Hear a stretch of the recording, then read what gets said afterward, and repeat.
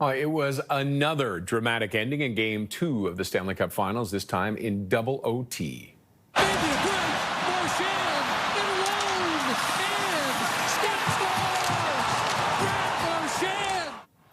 Yeah, Brad Marchand playing the heroes. The Florida Panthers took Game 2 in Edmonton, 5-4, double overtime. Best of 7 now knotted up at 1 apiece. Game 3 Monday night in Florida.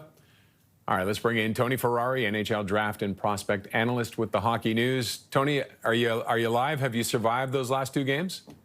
Yeah, it was a couple of late nights, but thankfully, even on the West Coast, they're starting the games at 8 p.m. Eastern, so it's a little bit easier for us over here on the East Coast to watch. But what another great tilt last night, though.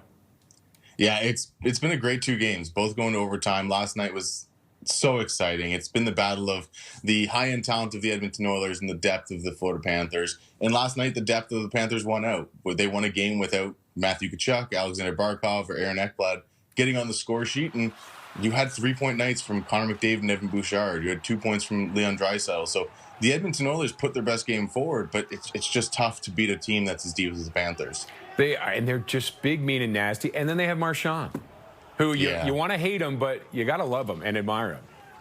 Yeah, it's fun because I was talking to an Oilers fan I know, and I was me being in Ontario, there's a lot of Leafs games that I watch, and I went, you're finally getting the hate that every Toronto Maple Leafs fan has been hating Marchand for the last few years. And he's like, yeah, it's not a fun time right now, but it was a great game, and he was great last night. He had a few breakaways, 2 goals in the night. Marchand, he comes up clutch. This is what he does.